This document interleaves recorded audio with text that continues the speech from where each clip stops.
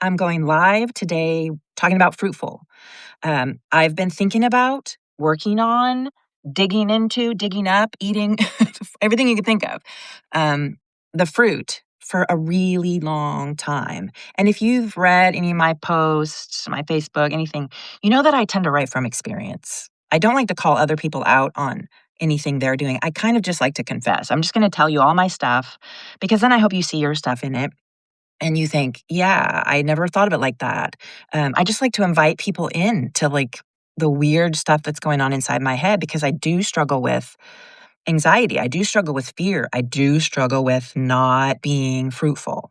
And so that's been my biggest kind of goal is how do we understand what it means to be fruitful? We all want the fruit. We want love, joy, peace, patience, kindness, goodness, faithfulness, gentleness, self-control.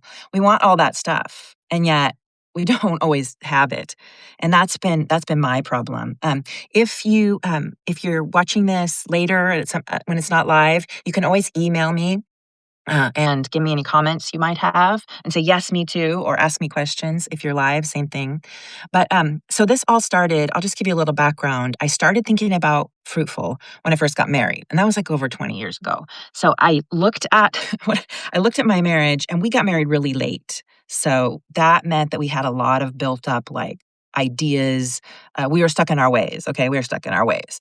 And that made marriage, the first year of marriage, really, really hard. And as I looked at that first year and I looked at my life and then I looked at the fruit of the spirit and I was like, I do not have any of that.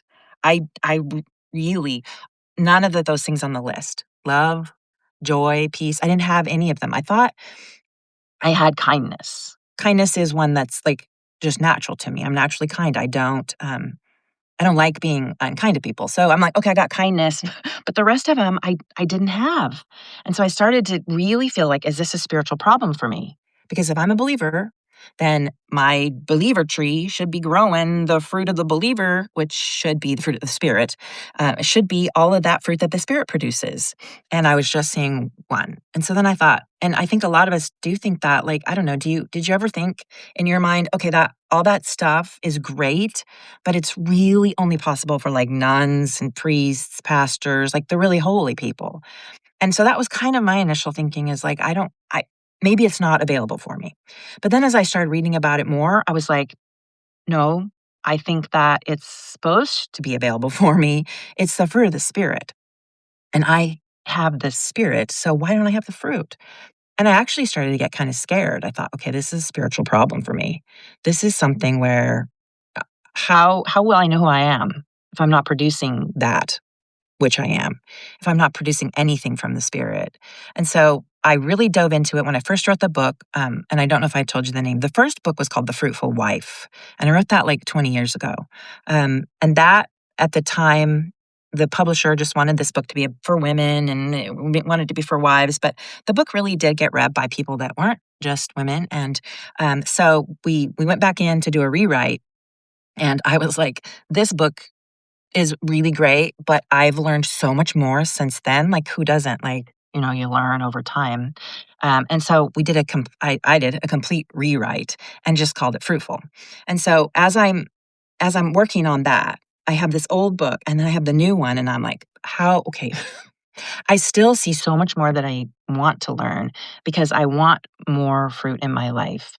And so I do like to hear from my friends about how you feel because I do I have to admit when I write for my post, I kind of just write and then I don't know what you think. I don't know if you guys are like going, this girl's crazy. She crazy. She doesn't know how to be fruitful. What's wrong with you? I mean, I don't think I'm the only one. Maybe I am. Maybe I am. But I do talk to a lot of people in my small groups, and just my friends. And I realize I do think it's a problem for more than just me. I'm going to say that. So uh, what I figured out, okay, here's my big thing that I'm trying to work on and that I'm trying to understand and that I'm talking about in the book. And that is that I didn't have a fruit problem. I had a tolerance problem. I found out as I looked at all the fruit that I was tolerating things that were inconsistent with the fruit. I don't think it was just that I wasn't spiritual, that I wasn't good at producing fruit, but that I was really good at producing the opposite. the opposite of the fruit. And that's when it hit me. I thought, you know what? I think anything in life, if you look at like the opposite of what something is, it really helps you understand the thing. And so as I looked at all the fruit, I mean, you can easily, for a lot of them, there's a lot of platitudes, or maybe platitudes not the word, but it's like just a lot of expected. Like, yeah, the opposite of patience is impatience. But how many of us say, I am impatient? I totally am. I get that. And I don't know how to be patient. And we don't even want to pray for patience because, oh my gosh, then he's just going to make me go through things that require patience. Right. And I think that's a misunderstanding. I think that, and it's a misunderstanding because impatience is something we've just heard so many times. It's become platitudinous. Don't you love that word? I love that word, platitudinous. But anyway, it becomes platitude and then it becomes ineffective. It just doesn't help you anymore. So I started to look at some opposites that I think are more, I don't know if it's accurate's the word, but they certainly stimulate more thought. Okay. So here's my thinking. Well, I'm just going to explain it. I think that you're either going in one direction or the other. So if you have opposites, let's just say you want peace. And so peace is, let me get in the camera. Peace is this direction, but you're going this direction. Are you going towards peace? No. It's like you're on a train, on a train track, and a train can only go one direction. It can't go both directions at the same time. So I want peace in my life, but for me, the opposite of peace is anxiety. So if I'm heading towards anxiety, I'm heading away from the spirit. I'm heading away from the things of the spirit. I'm heading away from peace. And I want to turn around. I think that now you have to tell me if you think this is accurate or not. I'm just thinking of this. If I'm going here, let's say this spot right here is peace. I'm sorry, patience is what I'm thinking of, patience. And I'm a little impatient. I might think I'm going this way. Like I'm heading in the same direction. I want patience. I'm heading there. I'm just off a bit. And my contention is no, if patience is here and you're struggling with frustration, irritation, you're mad at someone that's impatience, you're going the opposite direction. You're never going to reach patience by going in the opposite direction. And so when we identify those opposite directions, then we have we have less tolerance. We're more like, oh, this is producing exactly the opposite of what I want in my life. This is not producing the fruit of the Spirit. So not that we produce the fruit, but we get in the way. We get in the way of the production of the fruit by tolerating the opposite. And so that's really for me, if you can't get anything else from the book, from Fruitful, I would really want you to get the opposite idea. And not that I'm saying that opposites are just like, these are just the exact opposites, because I think we could say a lot of opposites. Like if I asked you the opposite of love, you might say hate. A lot of people would say hate. You might say disinterest. You might say, some people have said fear. There's a lot of things that people say are opposites to love, and they would be true. But for me, for example, I think I found one. I think I found one that is like the ultimate opposite. In other words, they can't coexist together, and that's selfishness. I think that if you're loving, if you're selfish, you can't be loving at the same time, right? Because if I'm selfish and I'm doing anything for you, it's certainly not love. It's opposite. It's the complete opposite, right? Do you hear me? I think it's the opposite. It's selfishness, because the Bible repeatedly tells us that love is selfless. And then the opposite of that would be selfish. So let me just give you some of the, like my overarching opposites, the ones that I see. The opposite of love would be selfishness. The opposite of, let's see what we have next, joy would be complaint. Now that's a big one. Complaint is my love language. Don't you think, I mean, right? Like how many times do you want to complain to your friend because it makes you feel closer? Like they understand you better if they know what bothers you. If you can't complain about something. Okay, I've had this discussion with my friends where we've been like back and forth of like, but it's healthy. You do need to vent. And I do think you need to vent. But venting's fine. Just don't expect to have joy while you're doing it. Oh, snap. That's it. Oh my gosh. No, that's it. Because if you want joy, fruit of the Spirit, but you want to vent and you want to complain, I'm not saying you can't. I mean, the Bible does say do everything without complaining, but I'm not the Bible. Okay, I'm not going to say that. I just did, but you know what I'm saying. So, if you want joy, and then you say, but I do need to vent. I vent. Believe me, I vent, and I think it's important to vent. I'm not saying it's not, but I'm not finding joy at the time. So I'm not producing the fruit of the Spirit. I'm really producing the fruit of the flesh when I'm complaining. And there is a nuance between venting and complaining. And we could go into this. We have in my friend groups. We've gone into the whole, but what about a lament? In the Bible, the psalmists are lamenting, and that is true. That is true. They're lamenting. I think that's just decidedly different from a complaint, though, because a lament is to God, not about God, not about these terrible situations God's put you in. And then a lament always comes out to recognizing God in all of it. So I have dogs, and this is going to happen. It's probably going to happen a lot, but shh. They have to communicate with their neighbors via dog complaint, which is barking. So look at that, perfect timing. Okay, so moving on, I can spend all day on joy and complaint. The next one would be peace. This one's a big one for all of us who suffer from anxiety, because a lot of people would say the opposite of peace is like, conflict, like we're struggling with other people. But I do think that's true. But I think that inner peace, and I go into this in the book talking about all the different purposes for the fruit. I do believe the purpose of the fruit is to feed one another, but it also feeds us. And so a very valuable opposite of peace is anxiety. If we're living in anxiety, with anxiety, um, and again, how do I go in? I don't know if I'd go into all this because I was just studying today in my own struggles, thinking, is anxiety a sin? And I'm sorry, I may be like going into too much theology at this point, but I don't think that anxiety itself is a sin. I think the anxiety is an alarm. It's telling you something's out of my control. That's really what it is. Something's out of my control. When it becomes a sin, nuanced. When it becomes a sin, though, I would say is at the moment that you try to take over God's job. At the moment that you say, I got to figure this out. I got to determine the income. The outcome. Income, outcome. Those are totally not the same thing and not the opposite, but yet one's in and one's out. Interesting. We'll talk about that later. Okay, sorry.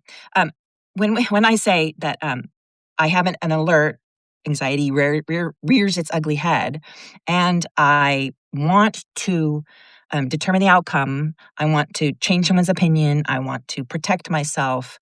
I want to know everything, what's going to happen. I'm moving into God tasks. And that's, I think, when it becomes a sin and becomes a big problem. So, did I digress? Yes. Do I even remember what I was talking about? No. That's okay. I know I was talking about peace and anxiety. So, if you're heading in the direction of anxiety and you don't stop the train and say, is this my task? Am I supposed to determine the outcome of this? Am I supposed to fix this problem? Do I need to know everything? If you don't at that point turn the train around or just get in the front of the car and go the opposite direction, then you're not going to have peace. I'm not saying it's easy. I'm just trying to start the conversation. I'm just trying to start something inside of you that says, yeah, I have been tolerating the opposite of the fruit. It's the fruit of the Spirit. It's listening to the Spirit instead of the flesh. So I think all of us want this. And I'm interested to know if you guys want to chime in, but you don't have to. I know the fear of performance and all, but if you notice that you tolerate the opposite. For example, let's move on to patience. Again, I'd said the opposite is impatience. What does that really mean? It's something you live with. You're impatient. But do you want to live with irritation? You want to live with frustration? I don't like being irritated at people. I don't like being frustrated, and it doesn't turn out well. So when I say the opposite of patience is irritation, the red flag goes up much quicker for me when I notice I'm irritated or frustrated than when I'm impatient. I've gotten so used to being impatient, it's just kind of par for the course. And frankly, if I'm impatient with someone, it's their fault because they're late. Like when I go to the doctor and I have an appointment time and they're not ready, I'm thinking I came at my appointment time and I get very impatient and I'm okay with that. That's bad. But when I recognize that I'm being frustrated, that I'm being irritated, that I'm being irritable, that I'm being nervous even, annoyed with people, all of those things, I recognize I don't want that in my life. And it's not helpful for those people that I'm around, my family, my friends, my doctor. My doctor wasn't too happy when I was impatient with her. So anyway, moving on. I'm just hitting these really fast because I would like y'all to think about it and to tell me what you think about it. This is not revolutionary. I'm not saying that, but I do think it's something that's a different way to look at it. So call it revolutionary if you want. I'm not. But anyway, the next one would be kindness. Now, kindness is where I got a little bit, into this. Oh, I'm really kind. Um, but I think a better opposite of kindness than meanness, because that's really what I was saying. I'm not mean. Yeah, mean. I'm not mean, right? So, the opposite of kindness, a good opposite of kindness, would be scorekeeping. But that kind of like, well, they did this, this, and this, so I'm done with them. Or, well, they did this, so I'm going to do that. The idea of scorekeeping is obviously unbiblical. It's not what God wants us to do. And at the moment that you find that you see there's like a score, you see that you're doing something that is hearkening back to something they did. I'm sorry, these things pop in my head where, yeah, you remember where you were hearkening back? And it gets me. Now, side note, that doesn't depress me. When I recognize that, there is a relationship right now where I'm hearkening back to something they did and I'm kind of not being very kind to them anymore. That doesn't bother me. That actually excites me because now I'm no longer tolerating the opposite. And now that means I'm this much closer to letting God produce in me the fruit of the Spirit. Mary, I'm going to read this because I know you have something good to say. Peace versus anxiety struggle, Israel. Thank you. I have a great need for control sometimes, and it's helpful to think of the train illustration, and control is not my job. Yes. Yes, I think that's huge, Mary. The idea of control is really it's what, like when I went back when I was talking about anxiety, at the point that we really mess up, maybe, and this is just off the top of my head too, maybe in all of these opposites, what we're really trying to do is get control. I mean, I know that in anxiety, that's what I'm trying to do. I'm like an elephant on ice skates, and he's trying to grab whatever I'm trying to grab for is control. Why am I an elephant? I don't know. Could just be me on ice skates. Okay. But whatever I'm trying to grab for is that control. And so, yeah, that's huge. We all need to think about that. And the control that we usually try to get is God's. We're usually trying to steal his task. We want control of the situation, which, he has sovereignty over. Or we want to know the future, which is omniscience, which he has, and we do not, and we're never made to have. Okay, so I'm going to move on. I said I can't remember how long I'd say I'd go, about 25 minutes. So I don't want to belabor that too much, but the next fruit is faithfulness, and faithfulness is an interesting one because we can point the finger. Well, put it like this: nobody wants to be called unfaithful. That's a really bad one. You can call me impatient, but don't call me unfaithful. I'm just fighting words because faithfulness, we recognize it's essential for human interaction. We have to be seen as faithful or we're going to get thrown out of the pack of dogs, I think, of packs. We have to be faithful or we're not believers. So we kind of do stand on this idea of I need to be faithful and I'm not unfaithful. Okay, I understand that. That's why I think the direct opposites aren't always the best. For me, a really strong opposite of faithfulness is self-preservation.